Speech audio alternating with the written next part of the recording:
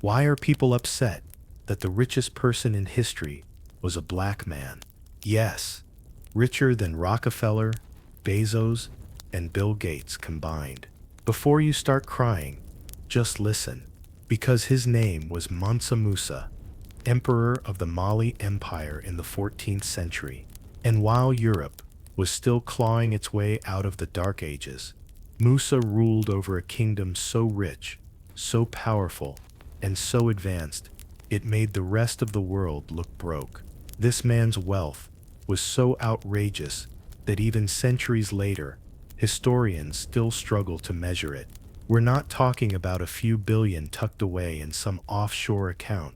We're talking about half of the known gold supply on Earth, controlled by one man in West Africa. And he didn't inherit a world built for him. He built it himself. Mansa Musa turned Mali into a global powerhouse, the center of trade, science, and culture, while much of Europe was still figuring out how to read. His empire stretched across West Africa, connecting routes of gold, salt, and ideas that reached deep into the Middle East and beyond. Under his rule, the city of Timbuktu became more than just a city. It became a beacon. Scholars from across Africa and the Arab world came to study there. Its libraries housed hundreds of thousands of manuscripts on astronomy, medicine, law, mathematics, while most of Europe's books were being burned as heresy. But Musa's story isn't just about wealth, it's about impact. In 1324, he decided to make his pilgrimage to Mecca, and he didn't travel quietly. He stepped onto the global stage like a king who knew his worth. With a caravan so massive, it was said to stretch as far as the eye could see. Tens of thousands of people, hundreds of camels, each one carrying hundreds of pounds of gold. And here's the part that makes people mad. He didn't hoard it, he gave it away. He handed out so much gold along his journey that entire economies shifted. In Cairo, he spent so lavishly that gold's value crashed for over a decade. Imagine that, one man moving through your city, and your entire financial system spirals because of how rich he is. And this wasn't some flex for Instagram. Musa wasn't showing off. He was announcing Africa to the world. He was showing that the continent they'd later call uncivilized was already producing wealth and knowledge on a level the rest of the world hadn't even imagined. So why is his name barely whispered in classrooms? Why are there no movies, no monuments, no Netflix series about the man who made Elon Musk look middle class?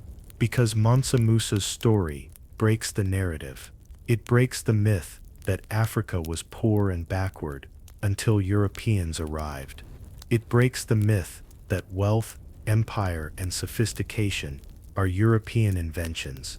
And it breaks the lie that black greatness is the exception, not the rule. If kids grew up learning that the wealthiest human in recorded history was an African king, not a European industrialist, the myth of white superiority collapses. If they knew that Africa was building empires and universities, while Europe was fumbling through darkness, colonialism would look a lot less like destiny and a lot more like theft. And that's exactly why they buried Mansa Musa's name. That's why he's missing from the textbooks.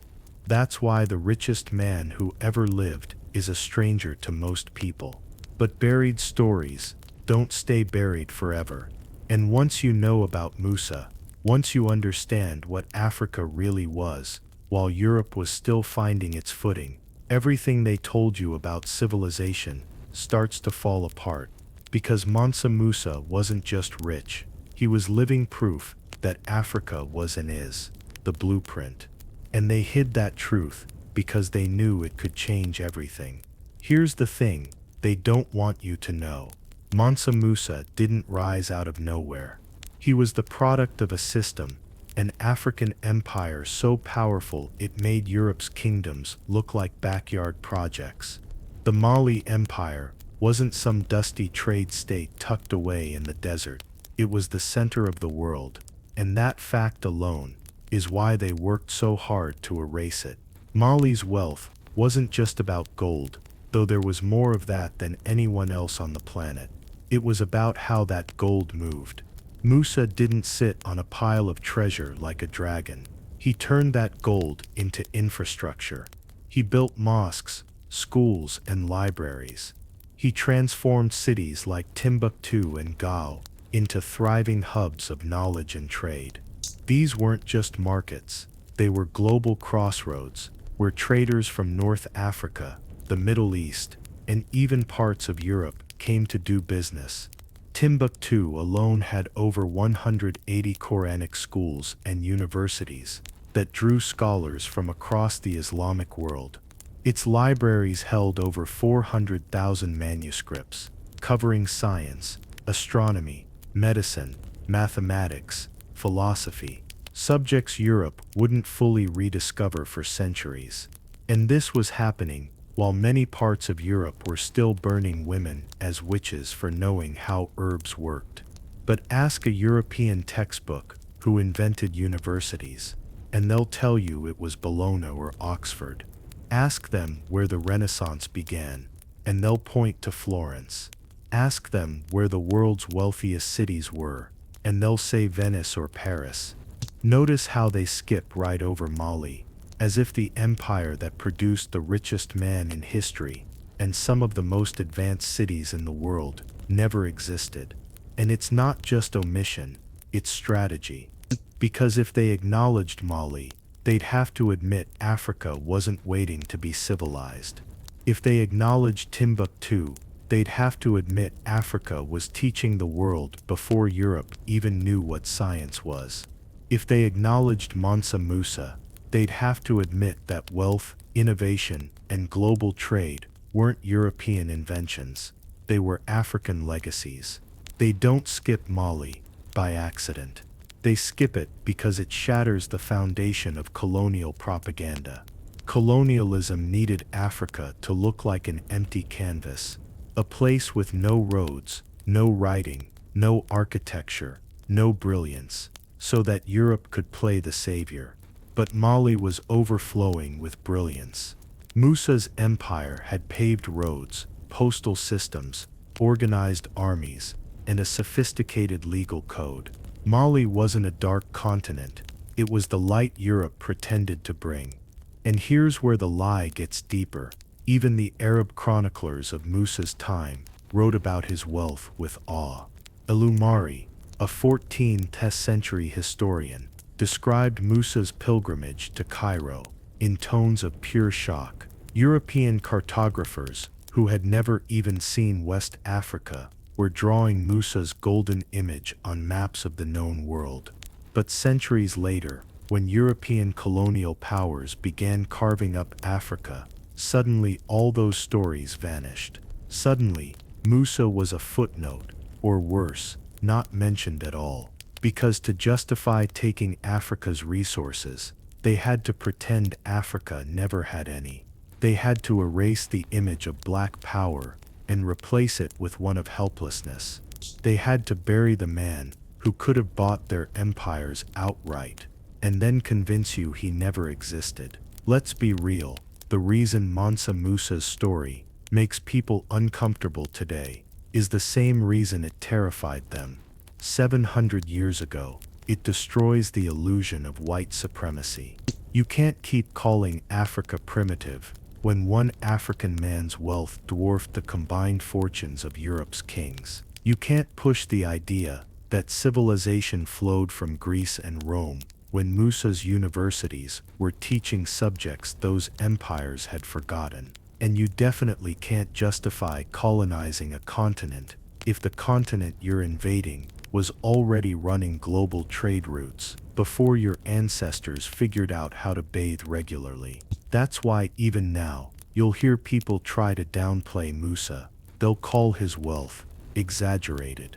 They'll say it's hard to verify. Funny, nobody questions the numbers for Rockefeller or Bezos. Nobody says, well, wealth back then doesn't really count. That skepticism only shows up when the richest man in history is black. It's the same pattern we've seen for centuries. When Africans build pyramids, they say aliens did it. When Mali builds universities, they say they were influenced by outsiders. When Mansa Musa controls half the gold on earth, they say, well, we can't be sure. It's not about evidence, it's about protecting a fragile myth. And that myth is powerful. It props up everything from colonial narratives to modern racism. Because if black greatness is the exception, then inequality looks natural. If Africa only rose after European contact, then Europe gets to wear the crown of progress. But Mansa Musa rips that story to shreds.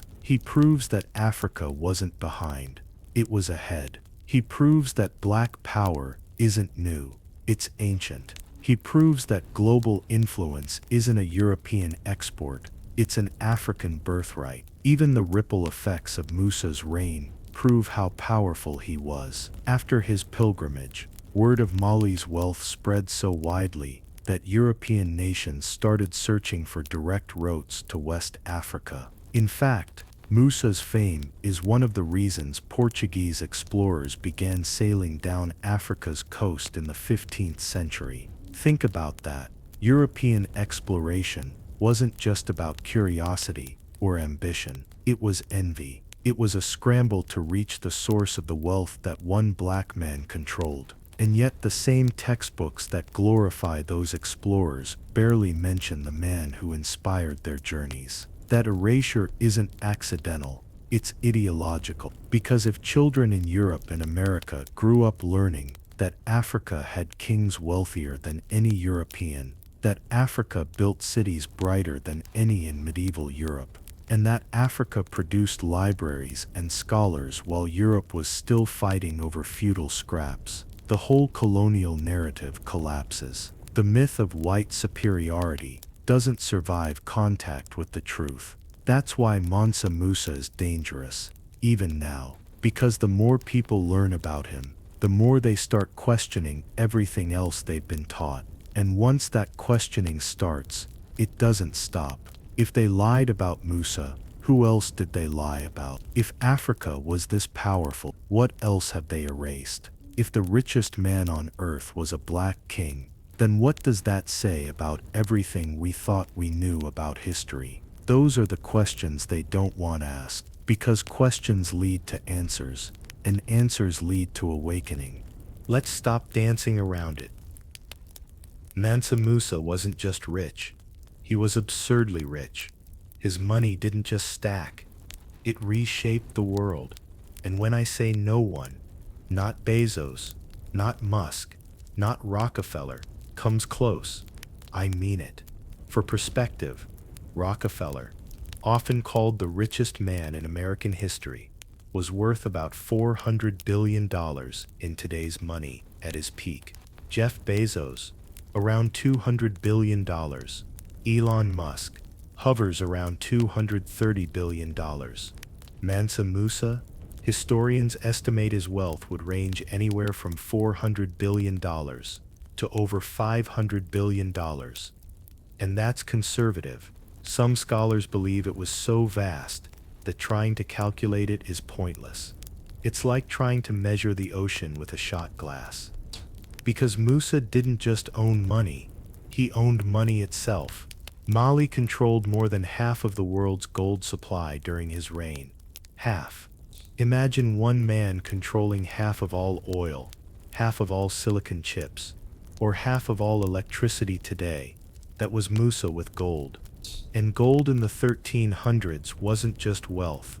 It was power, diplomacy, technology, and war. Gold was currency. Gold was global influence. Gold ran the world.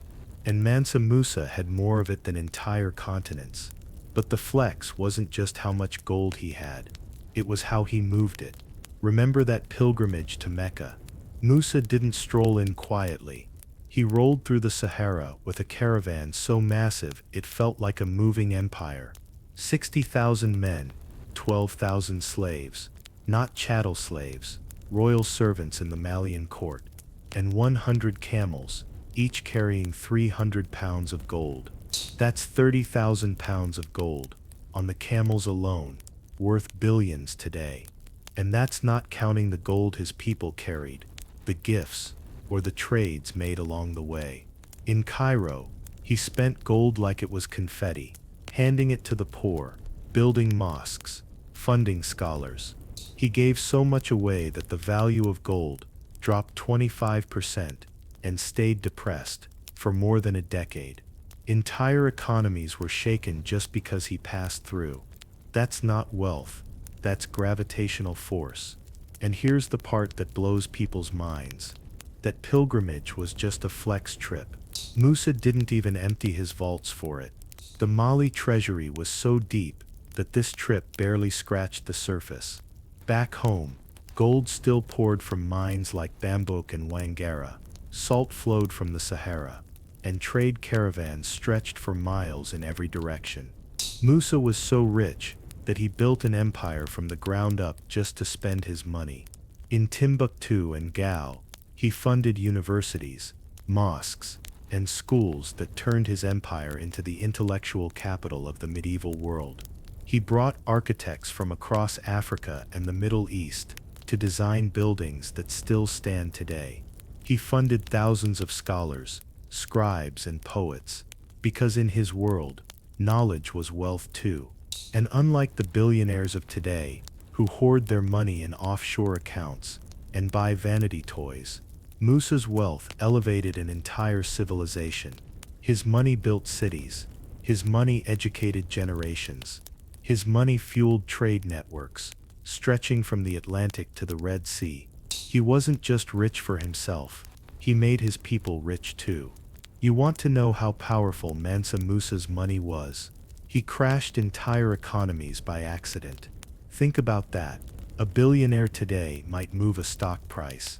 Musa, he destabilized currencies from thousands of miles away. When he passed through Cairo in 1324, the gold he spent caused runaway inflation that rippled through North Africa and the Middle East. For more than 10 years, prices skyrocketed. Markets panicked. Economies buckled, all because one man handed out too much gold. Modern economists still talk about this pilgrimage as one of the earliest recorded examples of a global economic shock caused by a single person. And Musa didn't even do it maliciously. He was just that rich. Imagine Bezos buying so many yachts that the global oil market crashes. That's how heavy Musa's bag was. But wealth for Musa wasn't just about showing off. It was strategic. That pilgrimage wasn't just religious devotion. It was geopolitical theater. Musa was putting Mali on the map, literally. Before his journey, many parts of the Islamic world had barely heard of Mali. After Musa rolled through, West Africa was stamped into the consciousness of the entire Old World. Cartographers started drawing Mali and Mansa Musa on maps, often depicting him holding a golden nugget and wearing a crown, the ultimate power flex of the 14th century. And Europe? Oh, they were watching, and they were salivating. Word of Mali's wealth reached the Iberian Peninsula, where kings and merchants dreamed of tapping into that gold. Historians believe Musa's pilgrimage was one of the sparks that lit Europe's age of discovery. It's no coincidence that within a century of his reign, Portuguese explorers started inching down the African coast, desperate to reach the source of Musa's fortune. This is the part they don't like to admit. Africa didn't need Europe. Europe needed Africa. They were chasing Musa's wealth, not the other way around. The entire European colonial project, the voyages, the trade posts, the conquests, all of it was fueled by stories of African gold. Musa's wealth pulled them south. And yet, ask the average person today, who inspired Europe's exploration of Africa, and they'll say Columbus or Prince Henry the Navigator. They'll never mention Mansa Musa, the man whose fortune triggered a global scramble before the word colonialism even existed. That silence is not a coincidence. It's a cover-up. Because if people knew the truth, if they understood that Europe wasn't the giver but the taker, the whole heroic myth of exploration collapses. And it all starts with Musa's gold. But let's be crystal clear. Musa wasn't just rich. He was civilization-shifting rich. His wealth reshaped global trade networks. It reoriented Islamic scholarship toward West Africa. It put Mali on maps drawn in Spain, Italy, and Persia. It forced Europe to rethink its place in the world. And it proved beyond a shadow of a doubt that Africa was never the dark continent. It was the golden one. Here's the part they really don't want you to know. Mansa Musa wasn't just rich. He didn't just stack gold. He turned his money into mind power, and that's what made him unstoppable. Because what Musa built in Timbuktu wasn't just a city.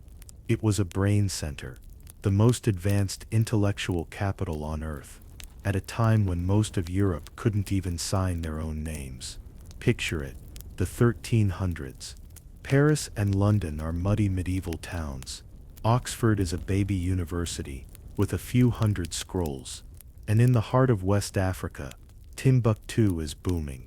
A metropolis of scholars, mathematicians, astronomers, doctors, poets, and philosophers from across the known world. This wasn't some isolated village.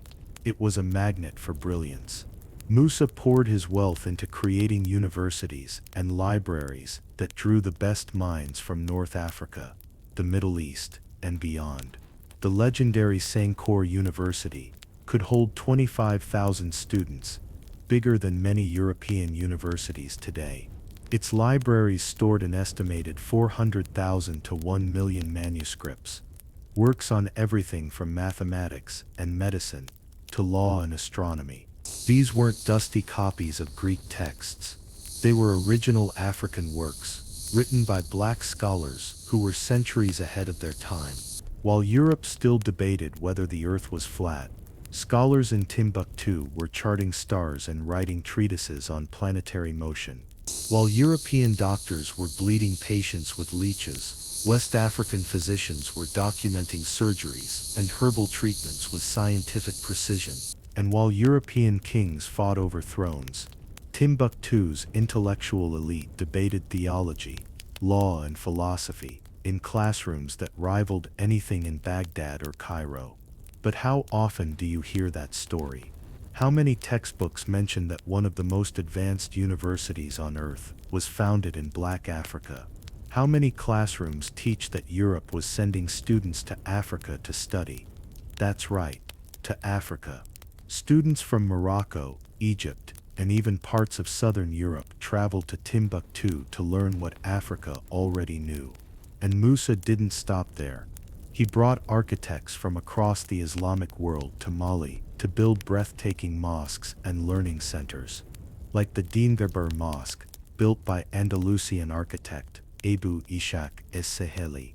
It still stands today, not just as a place of worship, but as a monument to a time when West Africa was a global superpower of science and scholarship. But here's the kicker: none of this fits the story they want you to believe. Because if you know that Africa was producing libraries while Europe was burning books, the narrative of civilizing Africa falls apart. If you know that black scholars were teaching astronomy while European scholars called the sky divine mystery, the myth of European intellectual superiority collapses. That's why they don't teach you about Timbuktu. That's why they barely mention Sankore. That's why they never tell you Africa was already running the knowledge game, while Europe was still stumbling out of the Dark Ages. Because the truth doesn't just challenge the story, it rewrites it. So if Mansa Musa was that rich, that powerful, and that influential, why is he barely mentioned in schools? Why are there no movies, no monuments, no empires built around his name? Because they buried him on purpose. The erasure started the moment European colonialism needed a story to justify itself. The idea of Africa as a land of kings, scholars, and wealth didn't fit the script. They needed Africa to be portrayed as primitive, so they could pretend conquest was charity. They needed to convince the world, and Africans themselves, that the continent had nothing until Europe arrived. And a king like Musa shattered that lie. A man who could destabilize economies just by walking into town. That doesn't sound like someone who needed saving. A city like Timbuktu with 1 million manuscripts. That doesn't sound like a dark continent. A university attracting scholars from around the world. That doesn't sound like a place in need of civilization. So they rewrote the story. European historians and explorers in the 18th and 19th centuries downplayed Mali's achievements or dismissed them entirely.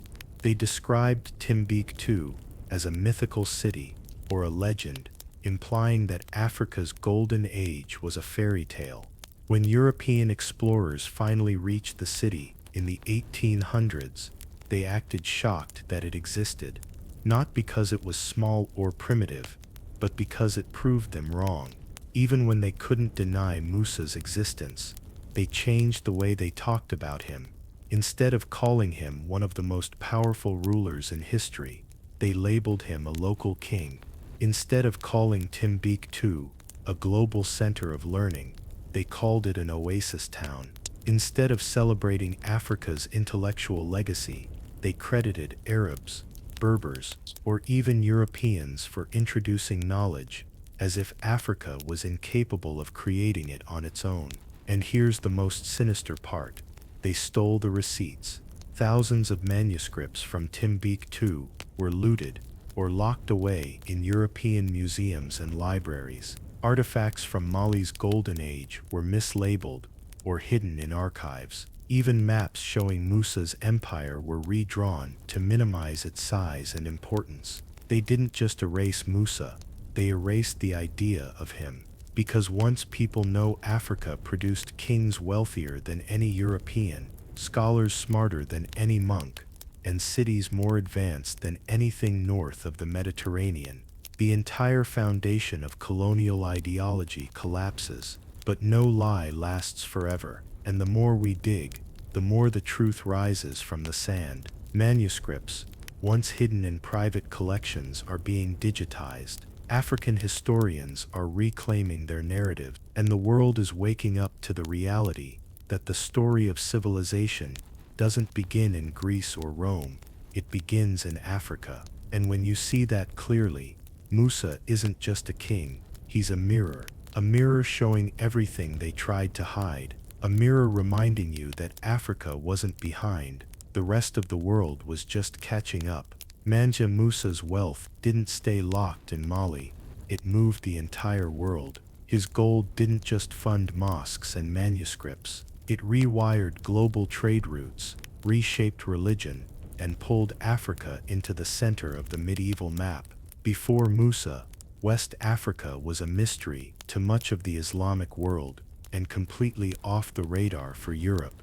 But after his legendary pilgrimage, Mali was the name on every merchant's tongue. Traders from North Africa, Arabia, Persia, and even southern Europe began swarming toward West Africa, chasing Musa's gold and the trade networks that surrounded it. Salt flowed from the Sahara, gold flowed from Bambouk and Wangara, ivory, cola nuts, and textiles streamed across the Sahel, and in return, Mali imported books, scholars, architects, and luxury goods from across the known world. Musa didn't just build an empire, he plugged West Africa into a global economy and made it indispensable. Even religion was reshaped by his influence. Islam had reached West Africa before Musa, but he elevated it to new heights. He built mosques, not just as places of worship, but as community centers and hubs of knowledge. The mosques in Timbuktu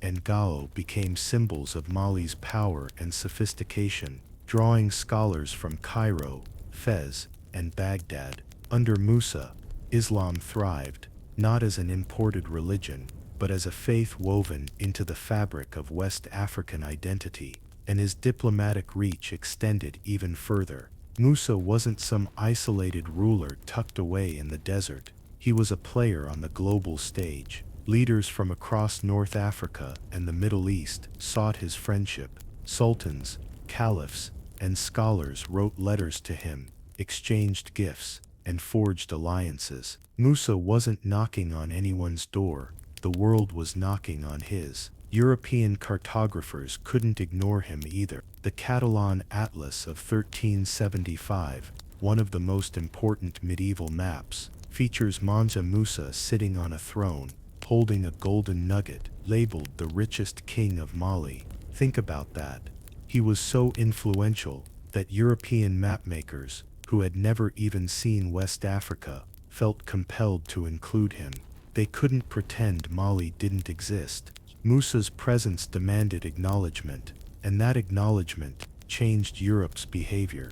Musa's gold-fueled dreams in European courts. If West Africa was that wealthy, kings wanted a piece of it. If Mali had libraries and scholars, European elites wanted access. Musa's fame was one of the sparks that lit Europe's obsession with reaching Africa, not to civilize it, but to profit from it. When Portuguese explorers began sailing down the coast of Africa in the 1400s, they weren't driven by random curiosity. They were chasing Musa's ghost. They wanted to find the source of that gold, the empire that could bankroll armies and reshape economies. In a very real way, the age of exploration wasn't launched from European genius. It was triggered by African wealth. Mansa Musa was the gravitational pull. Here's the part that'll blow your mind. Mansa Musa's impact didn't end when he died. His fingerprints are still on the modern world,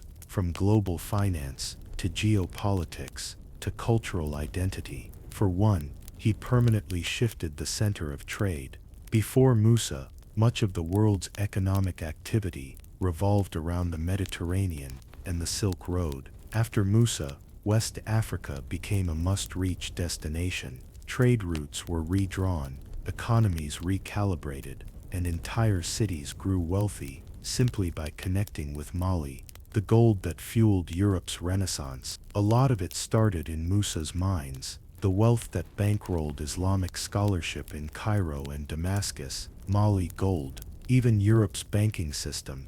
The very idea of handling massive wealth across continents was shaped by the need to manage the flow of African gold into their economies. Musa's influence forced the medieval world to modernize how it handled money. Without Mali's wealth, many of the financial innovations that followed wouldn't have been necessary. But it wasn't just economics, it was exploration too. Musa's pilgrimage and the fame it created sent shockwaves through the Islamic world and beyond. It inspired not just trade, but curiosity. Stories of a land overflowing with gold and knowledge traveled far and wide, fueling expeditions and reshaping maps. By the time European ships reached West Africa, they were sailing into waters first stirred by Musa's legend. Even today, echoes of his empire still exist. Modern-day Mali and the surrounding Sahel regions remain rich in gold and minerals.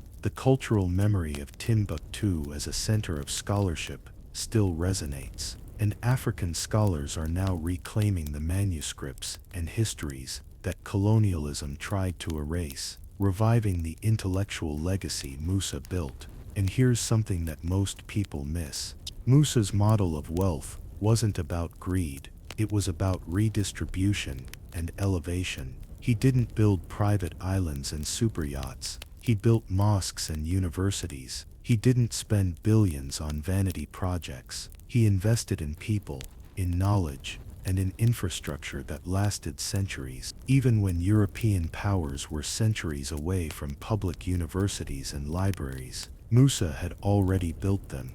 It's why his legacy still matters, because it shows us that African wealth wasn't just about riches, it was about civilization building. It was about lifting entire societies, shaping world trade, and leaving a mark so deep that empires formed around it. The Renaissance, the global banking system, the European exploration era, all of them trace some part of their origin back to Mansa Musa's Mali. And yet, despite all that, most people still don't know his name. They know Musk, they know Rockefeller, they know Bezos, but the man whose fortune eclipsed them all, the man whose wealth changed the world, he's a footnote if he's mentioned at all. But that's starting to change. And once the world remembers who Mansa Musa really was, not a local king or a legend, but a world-shaping titan, everything about how we see history shifts. Because Musa wasn't a side note to the story of civilization, he was the story. For centuries, they buried Mansa Musa under silence. They hid his name in dusty archives. They mislabeled his manuscripts. They redrew his empire out of existence. They turned his throne into a myth and his legacy into a whisper. But you can only bury the truth for so long before it claws its way back to the surface. And right now, that's exactly what's happening. All over the world, scholars, historians, and everyday people are putting the pieces back together. The manuscripts of Timbuktu, once locked away or dismissed as curiosities, are being digitized and preserved. Over 700,000 manuscripts have resurfaced, some hidden for centuries in clay pots and desert caves, by families who refuse to let colonial powers destroy them. These texts reveal a sophisticated intellectual tradition, legal codes, astronomical charts, medical texts, philosophical debates, all written by African scholars, centuries before the European Enlightenment. Archaeologists are excavating sites in Mali and beyond, uncovering the bones of cities and trade hubs that prove Africa wasn't a passive continent. It was driving global history. The ruins of Gene, older than many European capitals, speak of bustling trade long before European contact. Ancient maps, like the Catalan Atlas, once treated as curiosities, are now seen as evidence of West Africa's prominence in the global imagination. Even European archives are yielding letters and reports, written by stunned explorers and merchants, describing the staggering wealth and complexity of Musa's Mali. And people are talking. In classrooms, students are asking why they learned about Columbus, but not Musa. In museums, visitors are questioning why African artifacts are mislabeled or missing. On social media, stories of Mali's golden age are going viral, forcing a new generation to confront what was stolen from them. Even in pop culture, whispers of Musa's legend are getting louder. Documentaries are surfacing. Books are being written. Artists are painting him, not as a myth, but as what he was, a world-shaping force. And each time his name is spoken, another crack forms in the wall of silence they built around Africa's history. This isn't just an academic movement, it's a cultural shift, because rediscovering Mansa Musa isn't just about correcting a historical record, it's about reclaiming power. It's about rewriting the story that shapes how Black people see themselves and how the world sees them. It's about taking back the narrative that was stolen and saying, no, this was ours, this is ours. And that reclamation is already shaking the foundations of how history is taught. Historians are being forced to rethink the age of discovery, not as Europe reaching out to an empty world, but as Europe chasing Africa's wealth. Economic historians are reevaluating the rise of European capitalism, now seeing it as rooted in Africa's gold. Even global trade routes are being rewritten, with Africa placed not on the sidelines, but at the center. Mansa Musa is no longer a ghost. He's stepping out of the footnotes and back into the spotlight. And the more his story spreads, the harder it becomes to maintain the lies that buried him. But this awakening isn't just about celebrating the past. It's about using it as a weapon to shatter myths, rebuild pride, and remind the world of a truth it spent centuries trying to forget. Here's the thing, telling Mansa Musa's story isn't about nostalgia. It's not about looking backward. It's about power, right now, right here. Because history isn't just a record of the past, it's a weapon that shapes the present and the future. And for too long, that weapon was used against us. They erased Musa to convince Black people they had no kings. They erased Timbuktu to convince them they had no scholars. They erased Mali to convince them they had no wealth. They buried the evidence to make the lie believable that Africa was a blank canvas until Europe arrived to paint it. And once people believed that lie, it justified everything that came next: colonization, exploitation, dehumanization. But when you remember Musa, that entire foundation starts to shake. Because if the richest man who ever lived was black, then wealth is not foreign to Africa, it's our inheritance. If one of the greatest centers of learning on earth was in Timbuktu, then genius is not something to aspire to. It's something we've always had. If an African king could shape the global economy in the 1300s, then power is not something to beg for. It's something that's already ours. That's the real revolution here. Reclaiming Musa isn't just about rewriting a few chapters in a history book. It's about rewriting how we see ourselves and how the world sees us. It's about telling black children that they come from kings who ruled empires and scholars who mapped the stars.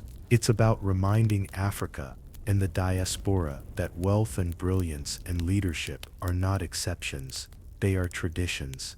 It also forces uncomfortable conversations about the present. Because once you accept that Africa once controlled the world's wealth, the question becomes, what happened to it? Once you accept that Mali was a center of global trade, the question becomes, who benefited from its downfall? Once you accept that Mansa Musa was erased, the question becomes, what else, and who else has been erased? Those questions don't just rewrite history, they challenge power. They demand accountability from the institutions that built themselves on Africa's stolen legacy. They force museums to return artifacts, schools to change curriculums, and nations to confront their colonial pasts.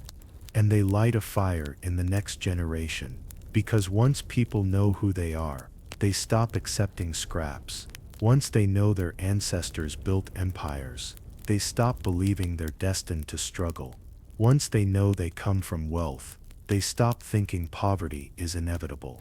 That's why Musa's story is dangerous, not because it's a story about the past, but because it's a weapon for the future. This is why his memory matters. It's why they buried him, and why we have to dig him up. Because the fight over Mansa Musa's story is really a fight over our story. And the moment we reclaim it, everything changes. The shame melts away. The doubt crumbles. The lie collapses. And in its place rises something powerful: pride, purpose, and possibility. A reminder that we were never broken. We were never less. We were never without power. We've always been kings. We've always been scholars. We've always been builders of worlds. They tried to bury Mansa Musa, but he's still here. And the fact that you're hearing his name right now, centuries after they tried to erase it, is proof that truth doesn't die, it waits. And when it returns, it changes everything. For centuries, their greatest weapon wasn't an army, it was the story. A story that said Africa was primitive. A story that said black people contributed nothing. A story that said power, intelligence, and civilization were born in Europe and gifted to the rest of the world. That story was never true, but it was powerful. It justified invasions. It excused exploitation. It made oppression seem natural, and Mansa Musa was one of the biggest threats to that lie. His existence alone was proof that Africa didn't just participate in civilization, it led it.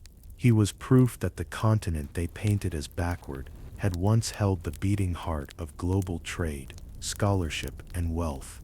But now that story is cracking, and Musa's name is one of the hammers breaking it apart. Because once you accept the reality of Mansa Musa, the rest of the lie starts to unravel. If Africa was powerful, then why wouldn't it be now? If black people built empires and universities centuries before Europe industrialized, why should anyone believe they're incapable of leadership or innovation today? If the richest man in history was African, Why is poverty treated as Africa's natural state? These questions terrify the systems built on that lie, because when people stop believing they were powerless, they stop acting powerless. They start demanding more. They start digging deeper. They start seeing the cracks everywhere.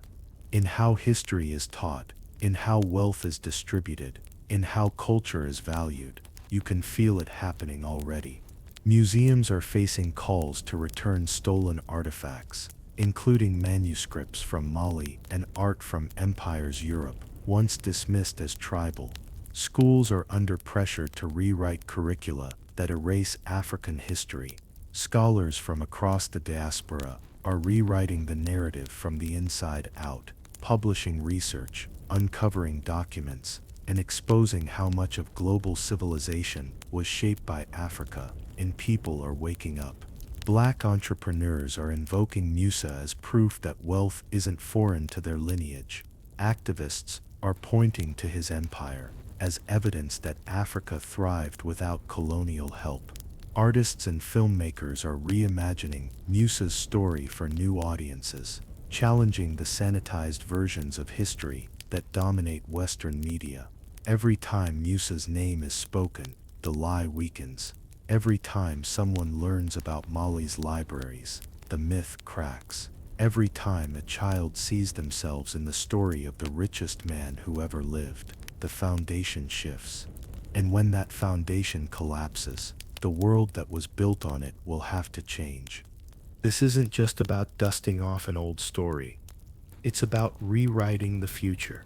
Because Musa's legacy isn't locked in the 1300s. It's alive, it's evolving, and it's calling for something bigger than remembrance.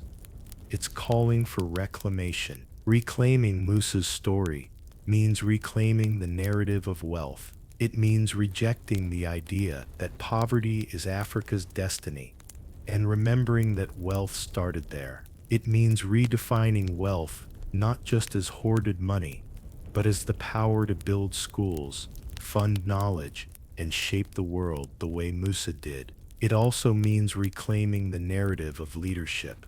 Musa wasn't just rich, he was strategic. He knew the power of diplomacy, the importance of knowledge, and the necessity of vision. He built alliances that stretched across continents. He used wealth not as an end, but as a tool to elevate his people. Reclaiming his legacy means demanding that kind of leadership. Again, visionary, unapologetic, and rooted in building, not begging. And it means reclaiming the narrative of identity. For too long, Black identity has been tied to struggle, survival, and resistance. And while those are powerful stories, they're not the whole story. Musa reminds us that Black identity is also about abundance, about innovation, about global influence, about shaping history, not just enduring it. This is why telling Musa's story now is so dangerous, because it doesn't just rewrite the past, it rewires how we see the present and reimagines what the future can be. Imagine a generation growing up, knowing that the richest person in history looked like them. Imagine classrooms where Timbuktu is taught alongside Athens and Rome. Imagine business schools studying Musa's economic strategies the same way they study Rockefeller and Bezos. Imagine African nations building economic blocks inspired by the trade networks Musa forged 700 years ago. That's the power of reclaiming his legacy. It opens the door to possibilities that the old story tried to shut. And here's the most poetic part. The same world that once erased Musa is now being reshaped by his return. The same powers that dismissed Africa as poor are now racing to exploit its resources again. The same institutions that ignored Mali's manuscripts are now desperate to study them. The same narrative that tried to erase Black wealth is being rewritten by a new wave of Black creators, thinkers, and leaders who refuse to be erased. History is circling back, and Musa is at the center of that circle. Because his story isn't over, it's still unfolding.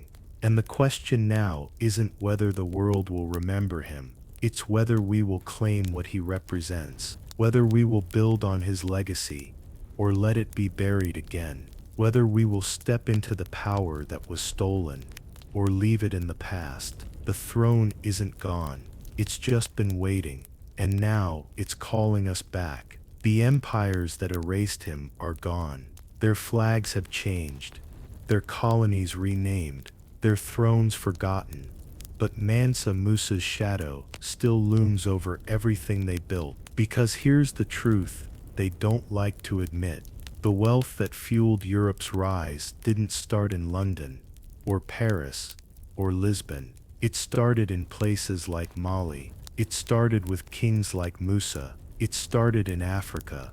Look closer and you'll see his fingerprints everywhere. The gold that built cathedrals and palaces in Europe, much of it was mined from African soil. The trade networks that made Venice and Genoa rich, they were extensions of roots that Musa and his predecessors had already carved across the Sahara. The universities that Europe brags about, they rose centuries after Timbuktu was already teaching thousands of students. Even the so-called Age of Exploration, that grand European narrative of courage and discovery, owes a debt to Musa. It wasn't just ambition or curiosity that sent ships down the African coast. It was hunger.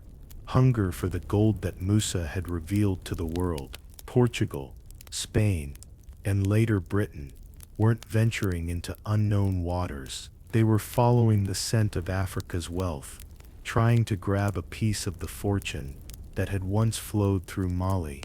And here's the bitter irony. They took that wealth, built their empires with it, and then told the world that Africa had nothing. They looted gold, ivory, and human lives, and then wrote books about Africa being poor. They emptied libraries, burned manuscripts, and then declared Africa uncivilized. They built entire economic systems on African labor and resources, and then called Africans lazy and backward. That's not history, that's hypocrisy carved into stone. But now the ghost they buried is rising. As Musa's name spreads again, so does the uncomfortable truth. Much of what Europe calls its progress was built on Africa's foundation.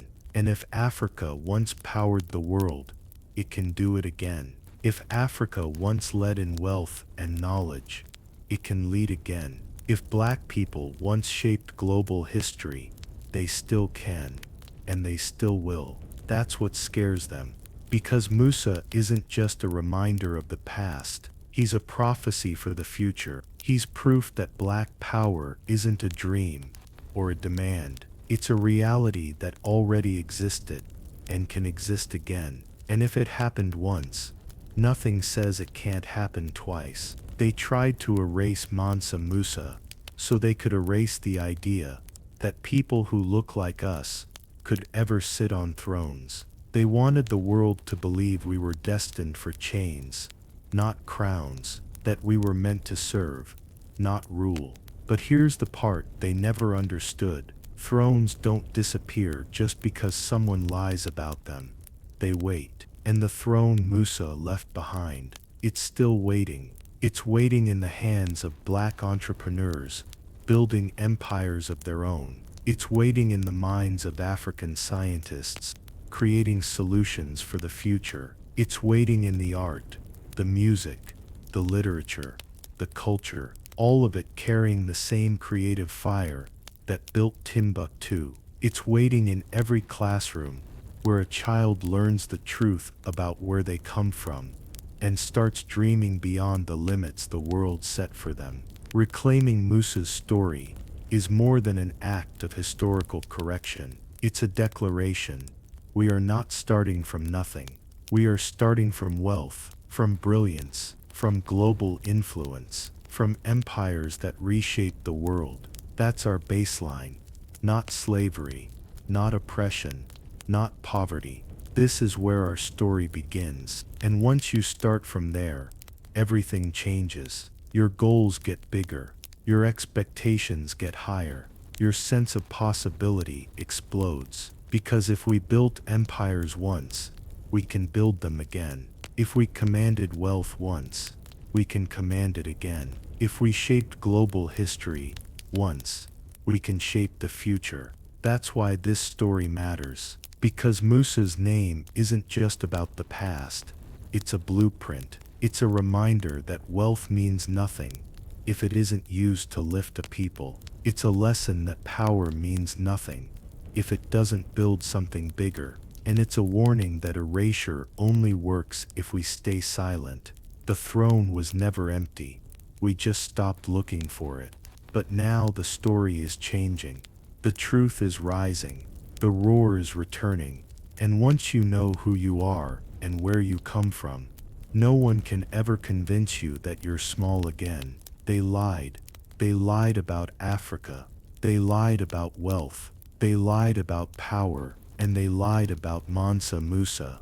Because the truth was too dangerous. They knew that if people understood what Africa once was, they'd question everything about what Africa is now. They knew that if black children grew up knowing the richest man in human history looked like them, they'd never again believe the lie that greatness wasn't theirs. They knew that if the world remembered Mali, not as a tribe, but as an empire that dwarfed Europe, then the whole story of civilization would fall apart. So they buried him.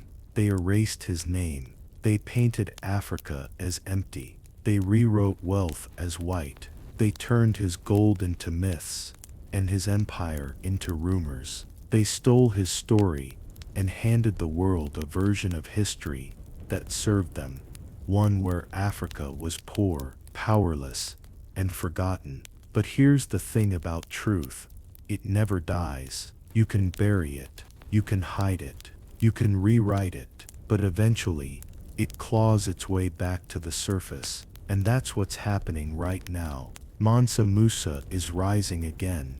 Not from legend, but from fact. His manuscripts are resurfacing. His cities are being studied. His gold routes are being mapped. His empire is being rewritten into the story from which it was torn. And with every fact uncovered, every lie exposed, every story reclaimed, the narrative they built starts to burn. Because Musa was never a myth. He was a man, a black man, whose wealth could destabilize nations, whose knowledge could educate continents, and whose empire could redraw the map of the world. He wasn't the exception. He was the example, proof of what Africa was, proof of what Africa is, proof of what Africa can be again. And that's why his story matters now more than ever. Because this isn't about the past, this is about the future. It's about reclaiming the blueprint they stole. It's about teaching generations that their history didn't begin with chains. It began with crowns. It's about showing the world that Africa's story isn't one of absence, it's one of abundance. That black history isn't a story of survival, it's a story of supremacy, innovation, and legacy. They tried to bury a king, but the crown still shines. And every time we speak Musa's name, we polish it. Every time we teach his story, we lift it higher. Every time we reclaim what they tried to erase, we take another step back toward the throne. Mansa Musa is not just history, he's a mirror, and in that mirror, we see who we were, who we are, and who we're meant to be. A people of power, a people of genius, a people who shaped the world before the world even knew our name. They can't hide him anymore. They can't hide us anymore. The richest man in history was a black king, and the truth they feared the most, the truth they tried for centuries to silence, is now echoing louder than ever. Africa was never poor. Africa was never behind. Africa was never waiting. Africa was the blueprint. Africa is the foundation. And Africa will rise, not as a shadow of someone else's empire, but as the origin of civilization itself. This is the power they tried to steal. This is the legacy they tried to erase. This is the throne they tried to hide. And now, we're coming to claim it.